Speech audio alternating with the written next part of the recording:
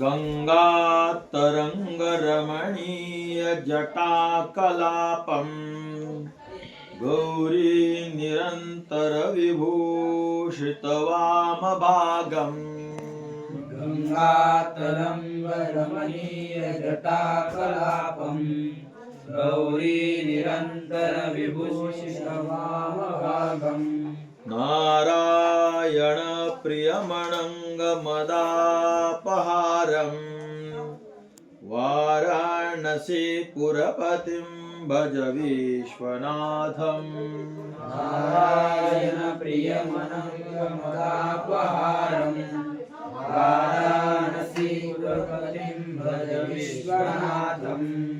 पदच्छेद श्री विश्वनाथाष्टक आहे हे. गंगा तरंग रमणीय जटा कलापम गौरी निरंतर विभूषित वाम भागम नारायण प्रियम अनंग मदापहारम वाराणसी पुरपतिं भज विश्वनाथम. आता याचा अन्वय असा आहे, गंगा तरंग रमणीय जटा कलापम वाराणसी पुरपतिं विश्वनाथम भज. अर्थ असा होतो बघा याचा,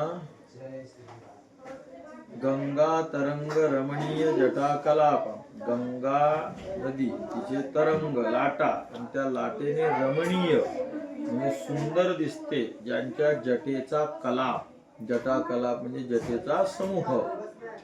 अजून गौरी निरंतर विभूषित वामभाग, गौरी म्हणजे पार्वती, पार्वती निरंतर म्हणजे नेहमी, विभूषित वामभाग जे महादेवाच्या वामभागाला, ते डाव्या भागाला काय करते, सुशोभित करते. सुशोभित होत आहे डावा अंग असे असणार. अजून नारायण प्रियम, नारायणाला काय आहेत, हे प्रिय आहे असे असणारे.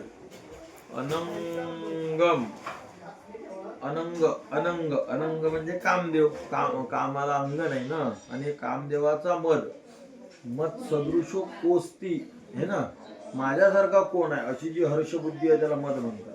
आणि या कामाला वाटत होतं माझ्यासारखं कोणीच नाही, पण त्याची जिरवली अपहारम. वाराणसी पुरपती, वाराणसीपुर, वाराणसी हे गाव आणि त्याचे पती स्वामी असणारे असे हे विश्वनाथ. आणि या विश्वनाथाला काय करतो, भजे, तुम्ही भजन करा, त्या महादेवाची तुम्ही सेवा करा. जय श्री.